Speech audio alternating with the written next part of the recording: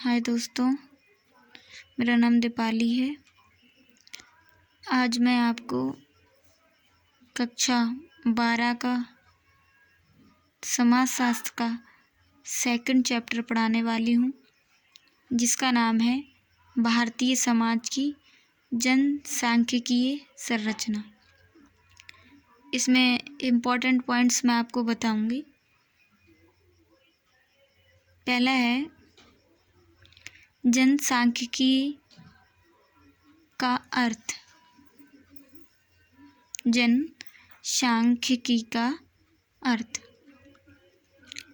जनसंख्या का व्यवस्थित अध्ययन करने वाले विज्ञान या शास्त्र को जनसांख्यिकी या जनांगिकी के नाम से जाना जाता है।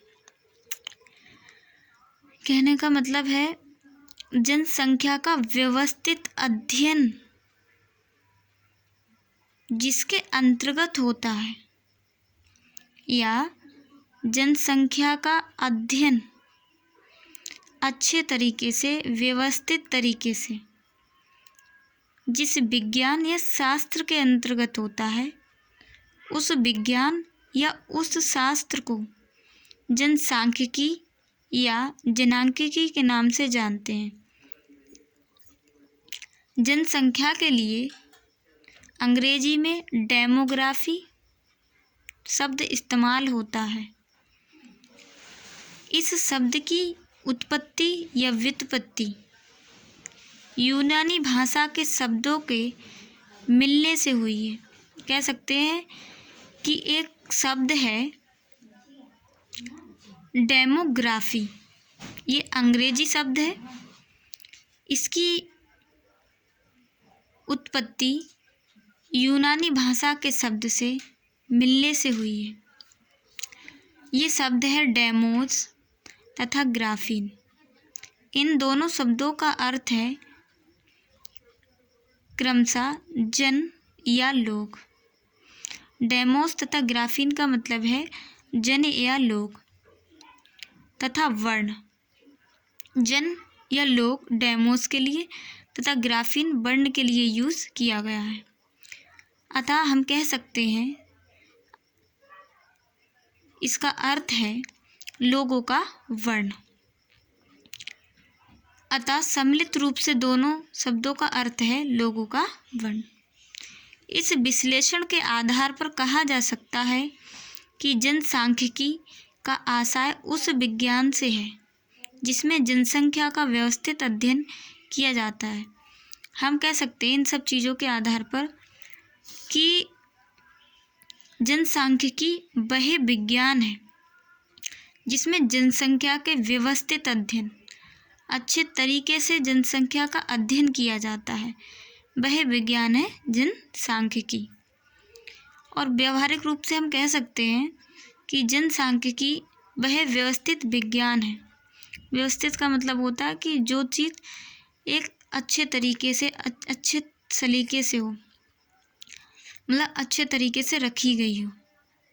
तो व्यावहारिक रूप से जनसांख्यिकी वह व्यवस्थित विज्ञान है जिसके अंतर्गत जनसंख्या से संबंधित प्रवृत्तियों तथा प्रक्रियाओं का अध्ययन किया जाता है।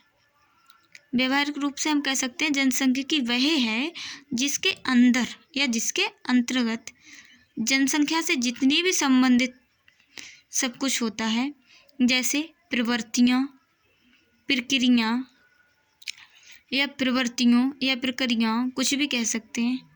इन सभी का अध्ययन, इनमें जनसंख्या के आकार में परिवर्तन कैसे हुआ, जन्म एवं मृत्यु कितनी है, कितना जन्म हो रहा है, कितनी मृत्यु हो रही है, जनसंख्या के आकार में क्या परिवर्तन हो रहे हैं, लोग किस तरह की प्रक्रियाएं कर रहे हैं अपने जीवन में, प्रवसन के स्वरूप क्या हो रहे हैं, जनसंख्या की संरचना कैसी हो रही है एवं उनका गठन कैसे हो रहा है, अर्थात स्त्री पुरुष अनुपात क्या है, स्त्री कितनी है, पुरुष क्या है, कितने हैं, स्त्री का अनुपात क्या है, पुरुष का अनुपात क्या है, विभिन्न समूह एवं संप्रदायों में साक्षरता दर क्या है, अलग अलग तरह के समूहों में लोग किस किस तरह के पढ़े लिखे हैं, तथा विभिन्न आयु समूहों का अनुपात क्या है, सब में जो अलग अलग तरह के समूह हैं उनमें किस किस आयु के किस किस उम्र के लोग हैं आदि सभी बातों का इसके अंतर्गत किया जाता है।